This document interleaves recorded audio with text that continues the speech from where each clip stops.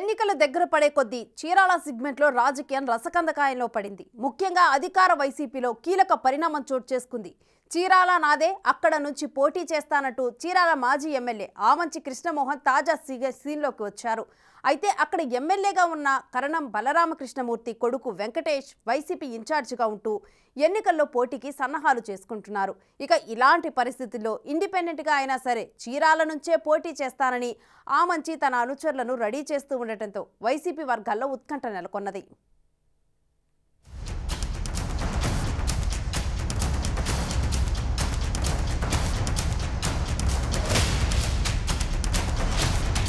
ఆమంచి కృష్ణమోహన్ చీరాల నుంచి 2 సార్లు ఎమ్మెల్యేగా గెలుపొందిన నేత. మాజీ ముఖ్యమంత్రి రోసయ్య శిష్యుడిగా రాజకీయాల్లో అంచెలంచెలుగా ఎదిగిన ఆమంచి 2009లో కాంగ్రెస్ అభ్యర్థిగా, 2014లో సొంతదైన నవోదయం పార్టీ నుంచి రెండోసారి చీరాల ఎమ్మెల్యేగా గెలుపొందారు.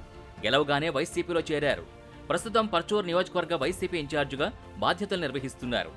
కాపు సామాజిక వర్గానికి చెందిన ఆమంచి 2019 ఎన్నికల్లో వైసీపీ నుంచి పోటీ చేసి అప్పటి టీడీపీ అభ్యర్థి కరణం బలరాం చేతిలో పరాజయం పాలయ్యారు.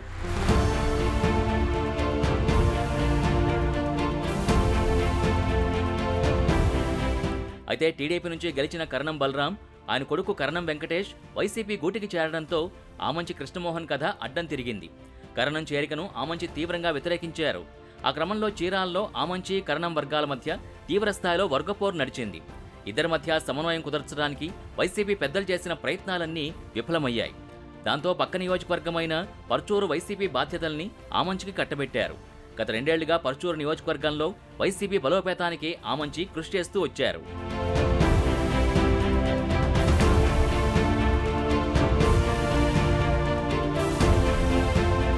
పర్చూరు నియోజకవర్గం కమ్మ సామాజిక వర్గం ప్రాబల్యం ఉన్న ప్రాంతం.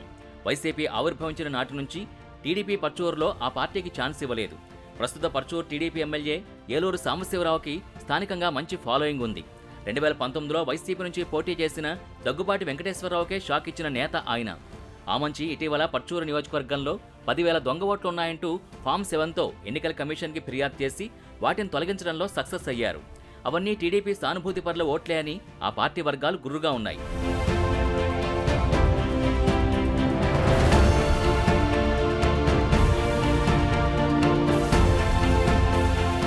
అంతా చేసిన పర్చూరు నియోజకవర్గంలో తాజాగా చేసిన సర్వేల్లో ఆమంచి 10,000 ఓట్ల మైనస్లో ఉన్నట్టు తేలిందట. దాంతో ఆమంచి పర్చూరులో గెలవలేనని అభిప్రాయానికి వచ్చారట.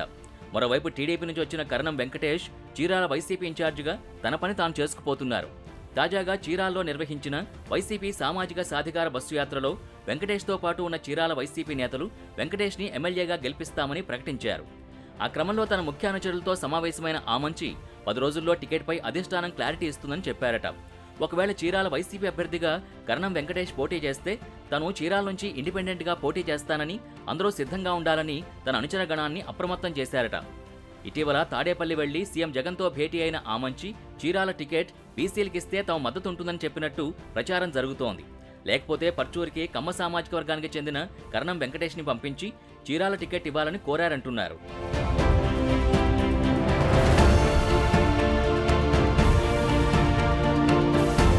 ఇటు కరణం వెంకటేష్ చీరాల వైసీపీ నుంచే తాను పోటీ చేస్తానని అంటున్నారు. చీరాల సామాజిక బస్సు యాత్రలో మాట్లాడిన వెంకటేష్ చీరాల్లో రౌడీ రాజ్యం పోయిందని, చీరాల ప్రజలు స్వేచ్ఛతో సంతోషంగా ఉన్నారని, మళ్లీ రౌడీలు రావాలని చూస్తే తరిమి కొడదామని వ్యాఖ్యానించారు. ఆ వ్యాఖ్యలతో ఆమంచి వర్గం రగిలిపోతోంది. ఆమంచి కరణం వర్గాల మధ్య పొలిటికల్ హీట్ పెరిగిపోయింది. ఎన్నికల కోడ్ వచ్చిన వెంటనే చీరాలకు ఆమంచి వస్తారని ఆమంచి సన్నిహితులు అంటున్నారు.